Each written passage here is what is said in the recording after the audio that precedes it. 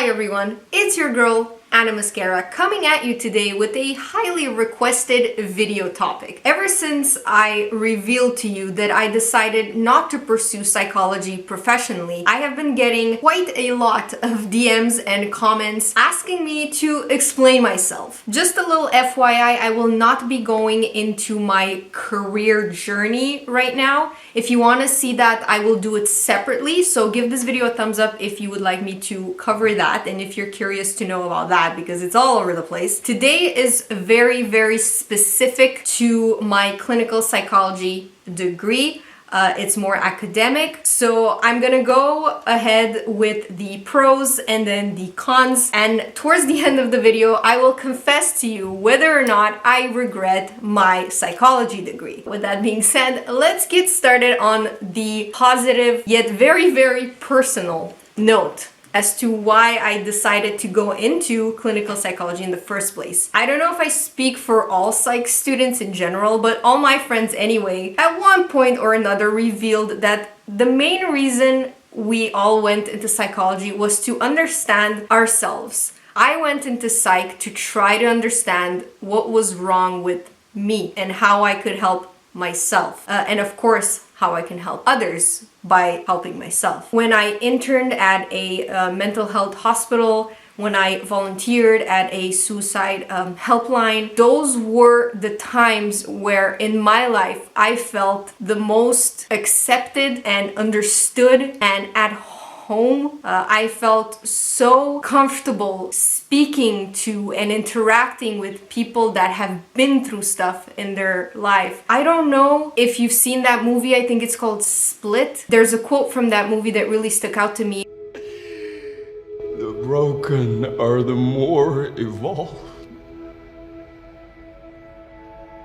There's something so much more deep in conversations and in, connecting with people that have been through trauma, through pain, through suffering. I feel like this really ties in perfectly with the second thing that a psychology degree did for me, and that is it made me witness human strength, human discipline, human perseverance. I have still to this day so much admiration for my past patients and how hard they're fighting. I became a stronger person because of it. I felt so in awe of their power and how they showed up to every appointment. They did their exercises, they monitored their emotions, they did their checklists, and they tried so hard to get better. And that type of strength is, I'm about to cry. It's so beautiful to witness. Another positive thing that came and comes from studying psychology is that if you have a genuine desire to want to help people, and if you are naturally very good at reading people and, vibing with their emotions, this academic component, when you actually study it, it makes you so much better. It makes you that much better. It increases your skills like tenfold. So I became like, I could predict what people would respond to me. And that is, with great power comes great responsibility, but I got so good at it. And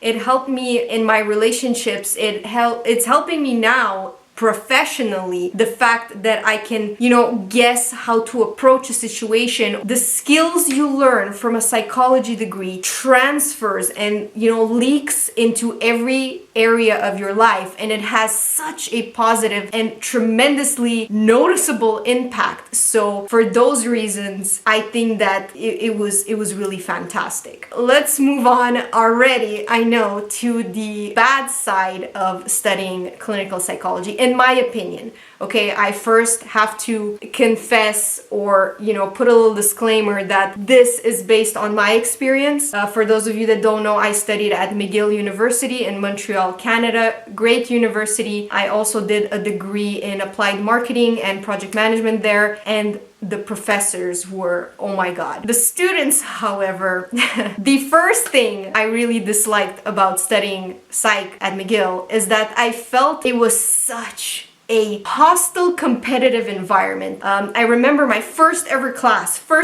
John Lydon, because your girl is smart and a bit of a masochist, because I took a 300 level class and you won. I got so overwhelmed and I kind of panicked. So I heard two girls in front of me talking and I understood that they're in their last year. So I just tapped them on the back and I asked one of them, hey, you know, this is my first class ever here. I'm honestly, I'm kind of scared listening to this. How do you study for a midterm like this? Because he was talking about the upcoming midterm or something.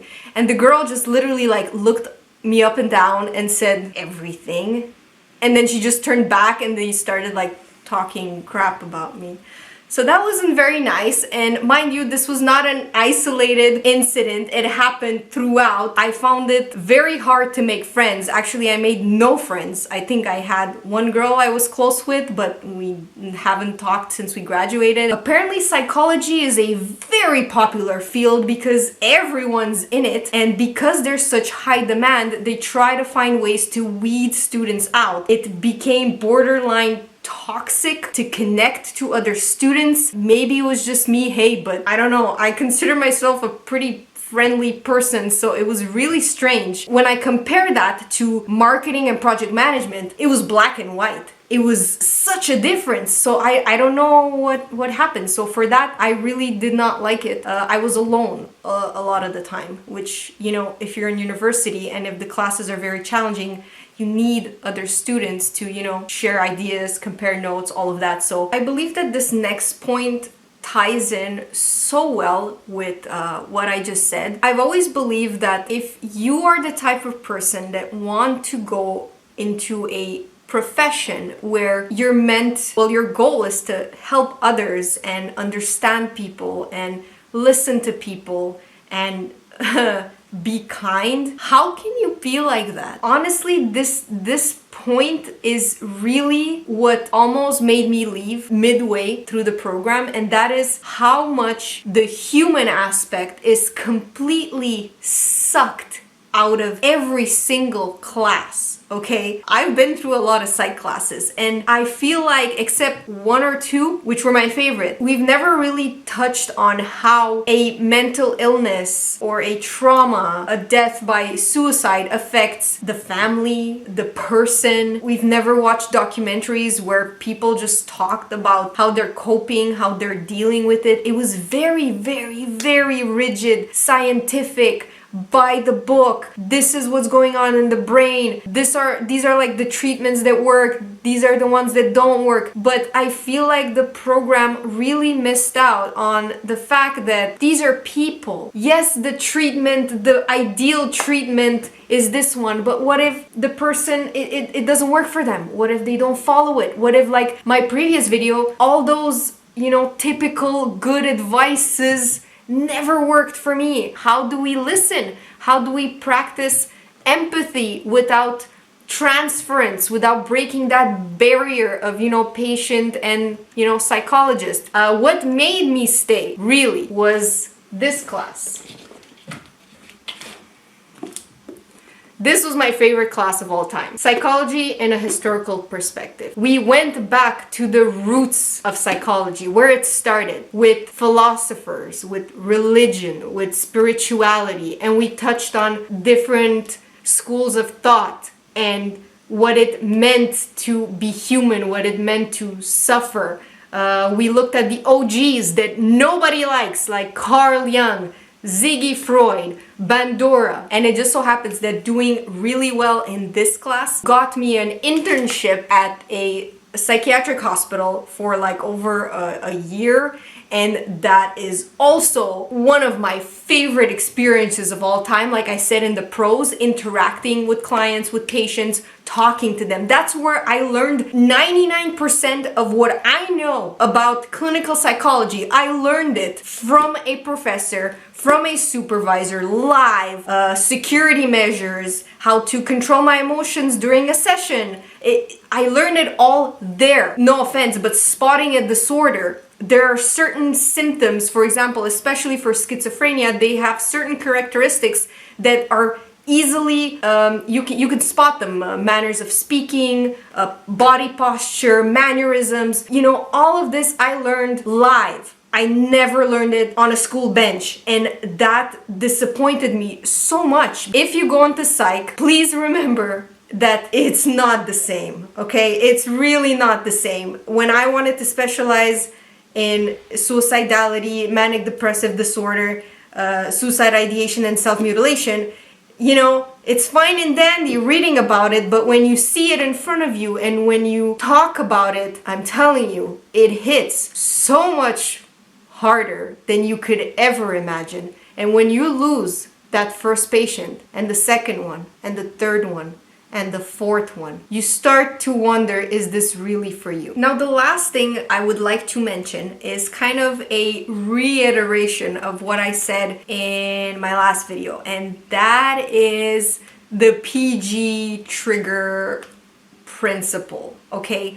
I feel like it was bad when I studied psychology, but a little birdie, plural, told me that it's even worse now. Let me give you an example, okay? I was in abnormal psychology 2, which means the people that are in that class didn't take it as an elective. These are hardcore, serious students that want to pursue psych in one way or another, like research or clinical or whatnot, but they want to pursue psych, okay? So they knew this was coming. It's abnormal too. We were looking at different types of self-harming behavior. The professor wanted to make a comparison between someone suffering from borderline personality disorder versus someone that had suicidal intent, suicidal ideation. And so he showed on screen, I mean, mind you, it was not vulgar, it was not graphic, there was no like blood gushing everywhere. It was just cicatrices. So how do you say that in English? Scars. Okay, it was just leftover scars for comparison. And this girl had the cojones to raise her hand and completely destroy the teacher and say, how dare you not give a warning? How dare you show us that vile thing in the classroom? And this girl went so far and beyond that the teacher got a formal complaint from the department, and he never was able to show any images after that. When I took the class anyway. I hope to God that changed. I doubt it. And I'm very visual. If you show me examples, I'll understand better, and I'll know if the person comes into my office as a psychologist and I see that. It would help me significantly be like, whoop, maybe I should ask these types of questions versus this type of question. I wholeheartedly believe that keeping it PG and PC and politically correct has no place in psychology, because when I wanted to be a clinician, I wanted my patients and my clients to trust me, to be comfortable with me, to not lie to my face, walk on eggshells. If they swear, please swear, as long as it's not at me. And that's how you go to the root of the problem. That's how you understand. That's how you get what makes the other person tick as much as possible, obviously, so you can give the best advice, give the best methods and whatnot, so you can actually help the person. If they are walking on eggshells and you're like, how dare you say the F word in my office, get out, you failed as a psychologist. I mean it. Like, this is such a pet peeve of mine. I don't understand how this type of behavior and censorship can be allowed in this field, and that was such a huge turnoff for me. I've been thinking about this for a very long time because I kind of changed my answer, okay? Hear me out. I do not regret my psychology degree, but the only reason why I do not regret it is because of the internship and of the hands-on experience. I don't regret it because that formal, academic, dry background got me into that internship. So for that, I am eternally thankful and I do not regret it one bit. Now, if it weren't for that internship, if it weren't for the volunteer work that I did and the fact that I worked at a hospital in mental health, I would have said, don't waste your money, kids. If you want to study psychology and the human mind, read books, watch documentaries, volunteer. There you have it. You'll learn probably just as much as I feel like if you're really passionate about something, we're really lucky in today's day and age that you could just take courses online, read very, very insightful books, listen to podcasts, listen to audiobooks. There's so much information out there.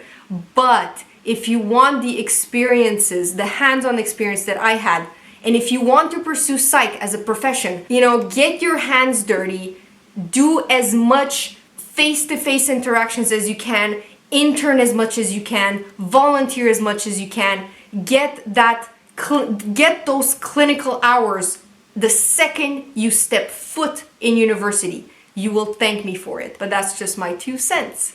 So, with that being said, thank you so much for watching. Please don't forget to give this video a thumbs up if you liked it, and also if you would like me to share with you my career journey. And subscribe to me if you like what you see, because I try to post as often as I can on topics that I'm very, very passionate about, and I hope that you enjoyed this one just as much as I enjoyed filming it. Bye guys!